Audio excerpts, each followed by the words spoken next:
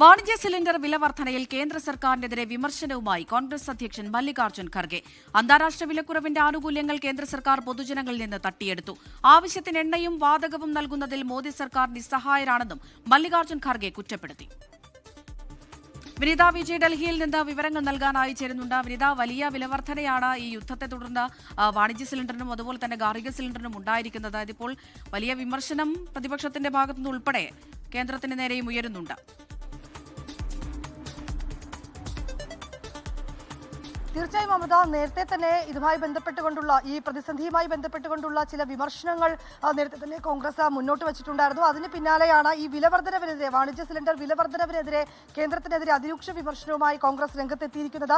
അന്താരാഷ്ട്ര വിലക്കുറവിന്റെ ആനുകൂല്യങ്ങൾ പൊതുജനങ്ങളിൽ നിന്ന് തട്ടിയെടുക്കുകയാണ് കേന്ദ്രം ചെയ്യുന്നതെന്നാണ് കോൺഗ്രസിന്റെ ഒരു വിമർശനമുള്ളത്. ഒപ്പം തന്നെ പണപ്പെരുപ്പത്തിന്റെ ഭാരം മൂലം ജനങ്ങളുടെ വിയർപ്പ് ഊറ്റിയെടുക്കുന്നുവെന്ന് കോൺഗ്രസ് അധ്യക്ഷൻ മല്ലികാർജ്ജുൻ ഖാർഗെയും പ്രതികരിച്ചിട്ടുണ്ട്. ആവശ്യത്തിന് എണ്ണയും വാതകവും നൽകുന്നതിൽ മോദി സർക്കാർ നിസ്സഹായരാണെന്നും കോൺഗ്രസ് വിമർശിച്ചിരിക്കുകയാണ്. അമൃത, ശരി, വിനീത വിജയാണ് വിവരങ്ങൾ നൽകിയത് ഡൽഹിയിൽ നിന്ന്. ലോകത്തെവിടെയായാലും ഏത് സമയത്തും 24 വാർത്തകളും ഓഗ്മെന്റഡ് റിയാലിറ്റി പാക്കേജുകളും എക്സ്പ്ലെയിനറുകളും വിശദമായി കാണാൻ ഞങ്ങളുടെ യൂട്യൂബ് ചാനൽ നിങ്ങൾക്ക് സബ്സ്ക്രൈബ് ചെയ്യാം.